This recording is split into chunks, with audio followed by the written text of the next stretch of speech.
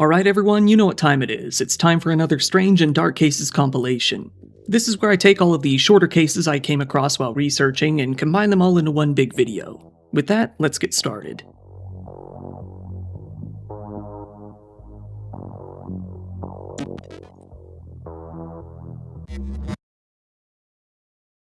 Here we have DoorDash driver pepper sprays food.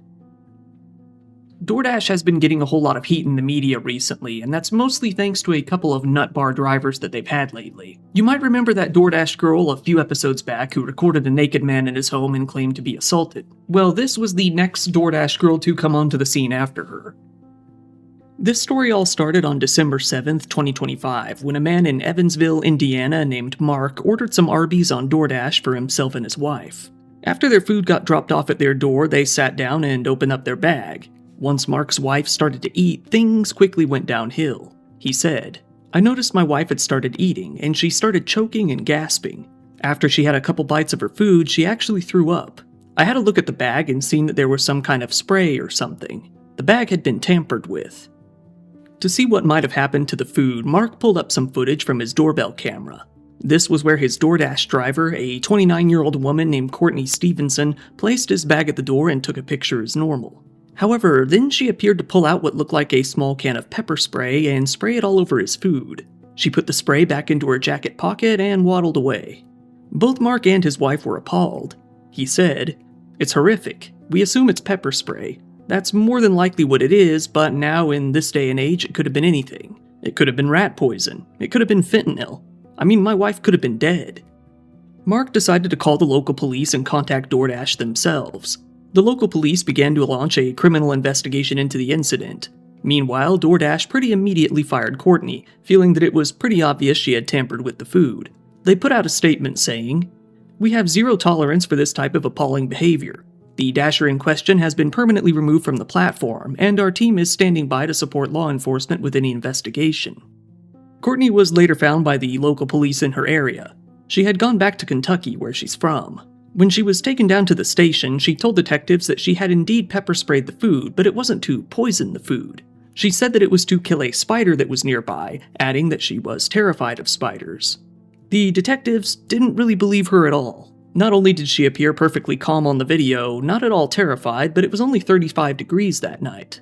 The Vanderburgh Sheriff's Office said, "At that temperature, outdoor spiders in Indiana are not active and would not be capable of crawling on exposed surfaces." Courtney was given a date for a follow-up interview. However, when that date came, she called in to cancel it. That's when the sheriff's office got an arrest warrant. They went out to her home to take her in, arresting her on Friday, December 12, 2025. She was hit with several charges. She got 2 counts of battery resulting in moderate injury and 2 counts of consumer product tampering. Courtney was thrown into jail in Kentucky, held without bond while awaiting extradition to Indiana. Once she was transferred to Indiana, she was held on a $3,500 cash bond. She eventually made her way into court, where she paid the bond and was released. She's still awaiting her day in court, where she is facing some possible jail time. And this one is, divorced Florida woman shoots both ex-husbands in one day. Now we have the story of a 48-year-old woman named Susan Avalon, who hasn't had the best track record with men in her life. She's been divorced a couple of times. To one of her ex-husbands, she owed thousands of dollars in child support, and she was found unfit to take care of the kids.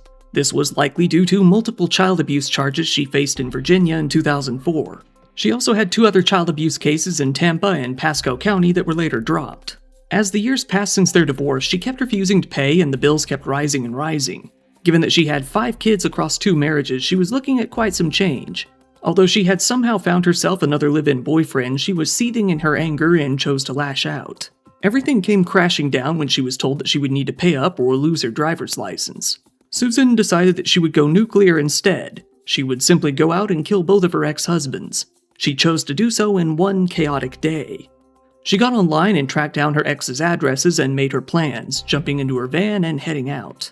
She went out to Tampa, Florida and found one of her ex-husband's houses on Frierson Avenue. There, she broke into the back door and shot her most recent ex multiple times. With that, she left to go find the next one about 50 miles away. Susan then drove out to the home of her first husband, a man she had divorced 11 years prior in Manatee County. Before going to his place, she went out and stole some food from Panera Bread to use as bait, which was caught on security camera footage. At just before 3 p.m., she lured the man to his front door, pretending to be delivering food. That's where she shot him twice and fled. Little did she know their 15-year-old daughter was there at the time. Hearing the gunshot, she looked outside her window to see someone in a gray sweatshirt and a mask jump into a silver van and speed off. The man was rushed to the hospital, but he died from his injuries later that day. With everything they knew, the police were able to track Susan back to her home in Citrus County pretty quickly. There, they found her scrubbing down her minivan with bleach and rags. The police asked her about her ex-husband, to which she responded with, "Which one?" This was the first time that the police knew that she even had more than one ex-husband and potential victim. The police began to look into her background, finding her other ex-husband that lived in Tampa. The police questioned her current live-in boyfriend as well, who told them that she had been trying to find her ex's addresses online. They called the Tampa police and asked them to perform a welfare check on his home. When they made their way out, they found him dead with multiple gunshot wounds as well. Susan was thrown into handcuffs and quickly hit with a charge of second-degree homicide in Manatee County, with the prosecutors saying that they would soon upgrade that charge to first-degree murder and start seeking the death penalty. They felt that the motive was clearly related to custody and child support. Susan was thrown into the Citrus County Detention Facility in Lecanto, where she remains as of the writing of this video. And this one is, Mom Dies in Dollar Tree Freezer. Here we have the short but tragic story of a 32-year-old woman named Helen Maciel Guerra Sanchez. Helen was the mother of 2 kids and an anesthesiologist who did very well for herself back in Nicaragua. For reasons that haven't been made clear, she was on a trip abroad in the United States. One day, she made her way out to a Dollar Tree in Miami, after which she went missing for a number of hours. Nobody would be able to contact her until around 8 a.m. the next morning. This was when an employee walked into the store for work, only to stumble upon the horrific sight of a naked, dead woman in the walk-in freezer in the stockroom. This employee quickly called the police and they made their way out to the scene. The police found her there, just as described, seemingly frozen to death.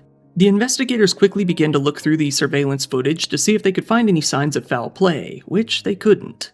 This only made the circumstances that much more confusing. They were able to get a video of Helen from her family as well, and more footage from inside the store that morning. With everything combined, the police found that Helen had made her way into the freezer all on her own. While her cause of death still hasn't been made specifically clear at this time, the story has been presented as if she had frozen to death. Things may be more complicated than that, but it hasn't been made clear just yet. The police have said that when she entered into the store, she went into the freezer, stripped down, and stayed there overnight. Something even more strange is the police believe that mental illness wasn't a factor in her death either. Again, that only raises even more questions. A week after Helen was found dead, one of her cousins reached out to the media to speak, saying that their whole family still had a lot of questions. They added, "We don't know how this happened either, and we're not getting any answers." And this one is, Couple sells baby for $1,000 and 6 cans of beer. This is the story of a very strange young couple, Darian Urban and Shailene Ehlers. The two of them had recently had a baby together. With their 3 dogs, they could have had a nice little family. The problem was, they clearly didn't like having a kid. One night, all of them went to a campsite to hang out, the Beaver Lake Hideaway Campground in Rogers, Arkansas. That night, the two of them decided that they would attempt to sell their baby. This was when a random man at the campsite named Cody Martin, who they didn't know, offered to pay to keep the baby for the night. They decided instead that they would just sell the baby to him for good for $1,000 and a 6-pack of beer. Cody and the dumb couple then decided to draft up a handwritten contract. This contract read, "I, Darian Urban and Shailene Ehlers, are signing our rights over to Cody Martin of our baby for $1,000 on 9/21/24. Underneath, both the parents signed the makeshift contract. Then, under their signatures, Cody added an extra clause, writing, "After signing this, there will be no changing y'all two's minds to never contact again." Darian and Shailene videoed their signing of the contract and said that they would legalize it the following Monday, which seems to mean that that was the day when they would get the money. They both handed their baby over to Cody and left the campsite.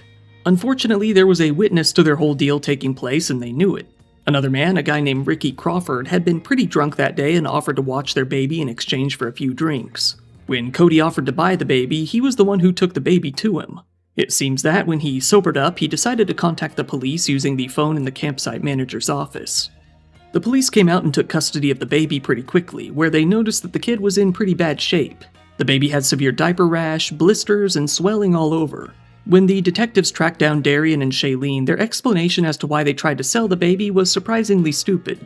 Shailene said that having a kid was too much work, telling them it was not working having 3 dogs and a baby. They said that they hadn't even exchanged the money yet, acting as if that might absolve them.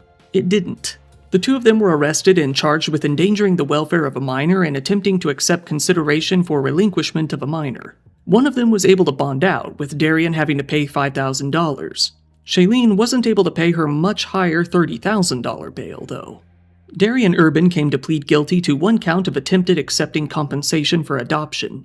The charge of endangering the welfare of a minor was dropped as part of a plea deal. He was then sentenced to 3 years, which he will serve at the Arkansas Department of Corrections. After that, he will have another 3-year suspended sentence. Shailene Ehlers didn't get the same sort of deal. She pled guilty to both of the counts against her. Still, though, she was offered some sort of unspecified plea deal, to which the Benton County Circuit Judge approved. Her charges were suspended, and she was put on state-supervised probation for 6 years.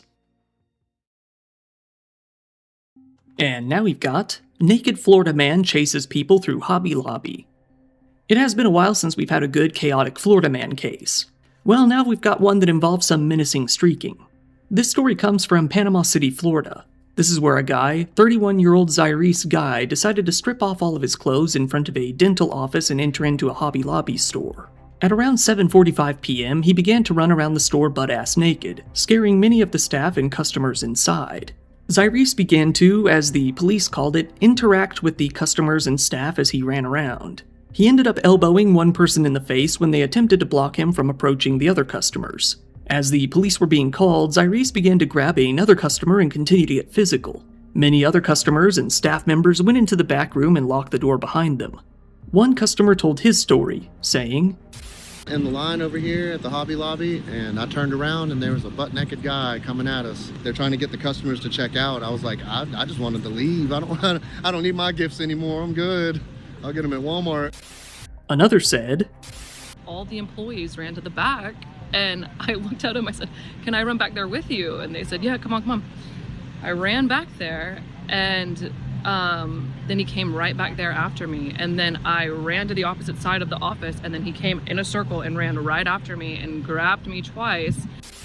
The police arrived pretty quickly after and attempted to subdue Zyrese, who didn't want to calm down. So they whipped out the taser and zapped him. This first tase had no noticeable effect at all. This led those around to assume that he had at least 3 stacks of methamphetamine buffs on his character. So they tased him again. This time Zyrese fell to the ground, where he was later loaded onto a stretcher and taken out of the store. Zyrese Guy was taken into the Bay County Jail. It was found that he had been jailed several times in the last few months alone, but was still walking free. This time he was hit with a $35,000 bond. I know what you must be thinking at this point. One naked Florida man just isn't enough, and I've been left craving more. Well, you're in luck, because we do have more. Next up, we've got Naked Florida Man Robs a Meat Market. Now, here we have the story of a 24-year-old guy named Kobe Watkins, another nude enthusiast out in Florida, this time in Lake City. On December 29, 2025, Kobe decided that, instead of wearing a disguise to commit a robbery, he would do the exact polar opposite. He stripped down until he was completely naked aside from a COVID mask and made his way into a store, BJ's Meat Market. Having a weapon on his person, he was able to successfully rob the store's cash box, being seen on security camera footage running off naked with about $1,000 in hand. When the police made their way out to the scene, they were told that, although their suspect was naked, he was not unarmed. They said that he was believed to have some sort of weapon hidden under a cloth. So the police proceeded to look for him. After forming a perimeter around the area, they started finding a trail of clothes that Kobe had left behind, and it seemed that he followed this exact same path back as he made his getaway. The police were quickly able to track their nude burglar down on this route and arrest him. In the end, nobody had been hurt throughout the entire ordeal.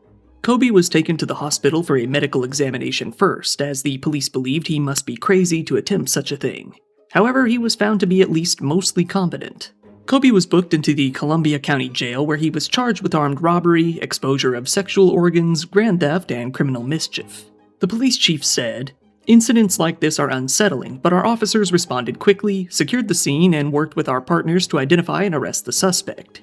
We appreciate the swift assistance from the Columbia County Sheriff's Office and the cooperation from the business employees that helped to bring this to a safe resolution." Kobe Watkins is now being held in the Columbia County Detention Center, facing his long list of charges. While we don't have any more nude Florida man stories for the day, you might be excited to hear that this isn't the last nude shenanigan we've got here. That leads us to, woman trying to be a mermaid assaults police officer. This story takes place in the Linville community of Marion in Louisiana, where a woman was found to be freaking out in a neighbor's driveway. This woman, 41-year-old Erin Elizabeth Sutton, was standing still in the driveway, screaming as loud as she could. When she was asked to leave, she refused, so this neighbor went inside and called the police. When the Union Parish Sheriff's Office made their way out to the scene, they found that Erin had moved from her position, although she hadn't gone home. They found that she was still on that neighbor's property, although now she was completely naked and swimming in a small pond. When the sheriff's deputy ordered her to get out of the pond, she refused to speak with him.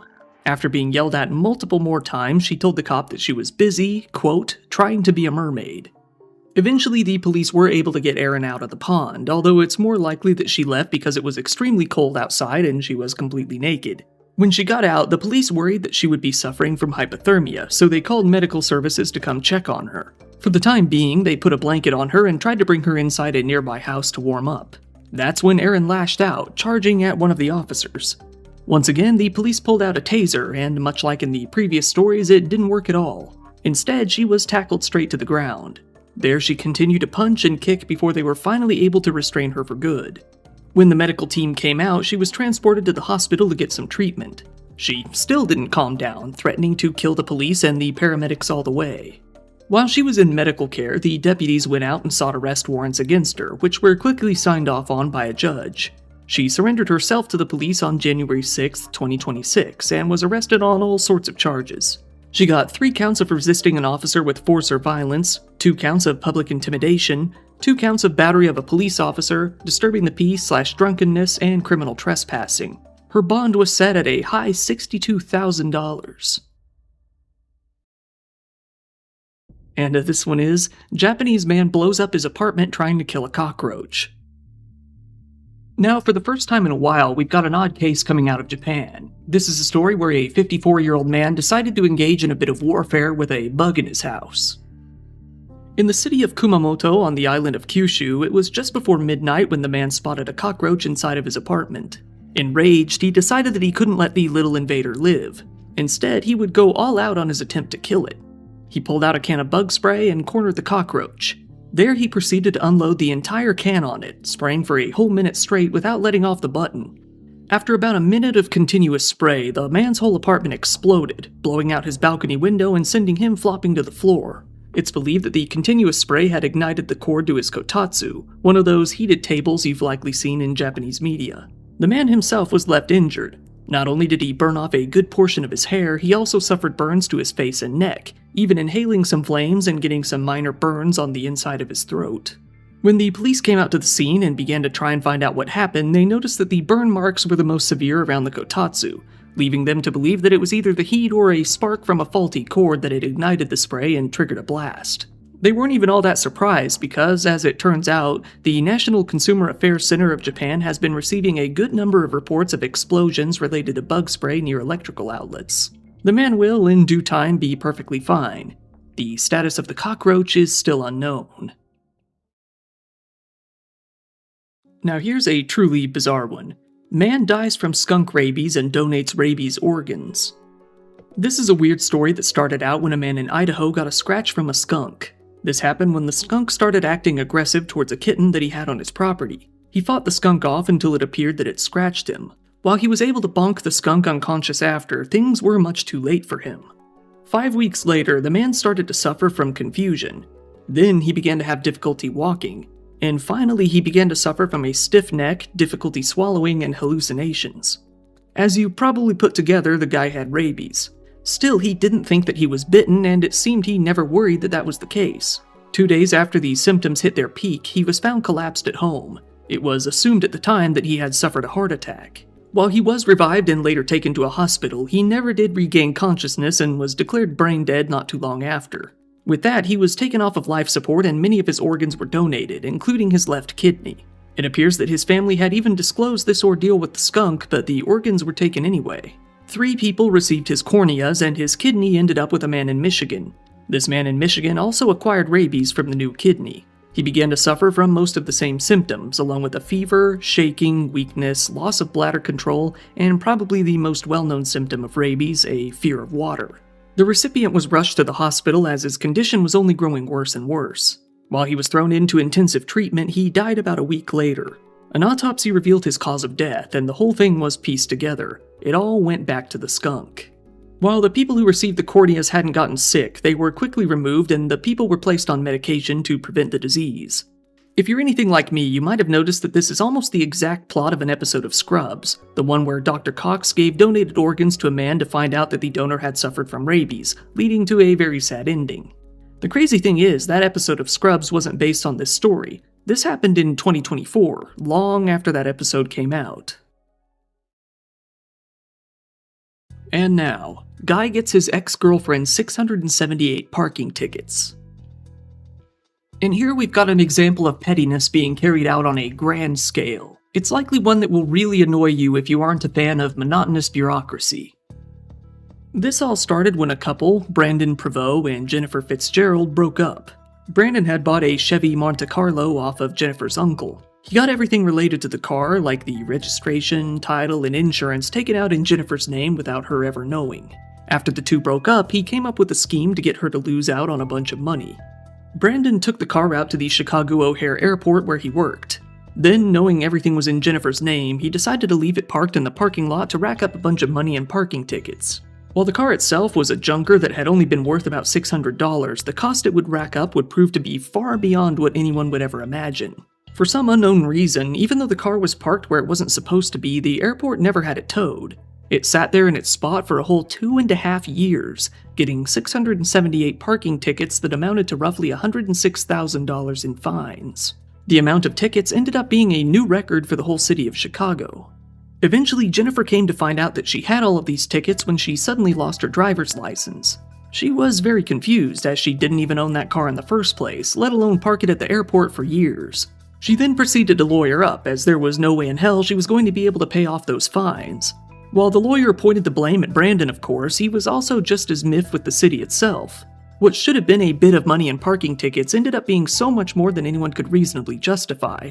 He couldn't figure out why they had never towed the car, as you're supposed to do with abandoned vehicles, instead leaving the clearly abandoned car to sit for almost 3 years on their lot. Surprisingly, when he took out a lawsuit on the city, it was dismissed. However, he was allowed to file an amended complaint. With a good amount of public interest in the case, the city finally felt pressured into negotiating. Had the case not received media coverage, it's believed that the city would have still forced Jennifer to pay off the $100K. The city of Chicago finally agreed to reduce the bill by $100,000, instead leaving Jennifer to pay $4,470, despite her having nothing to do with it. When Brandon was finally found, he agreed to pay the $1,600 down payment that they would need to set up a payment plan. As the lawyer described it, Brandon was dragged kicking and screaming into paying anything. After that, Jennifer was forced to pay $78 monthly on the tickets for the next 3 years. After Jennifer paid off the tickets for 3 years straight, only then was she finally allowed to have her license back and put the whole thing behind her.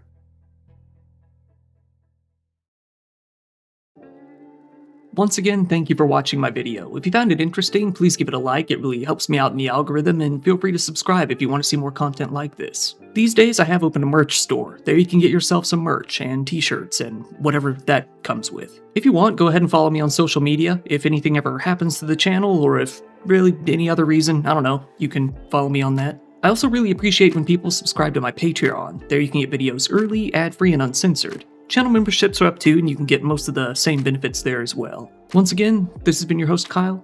Thank you, and good night.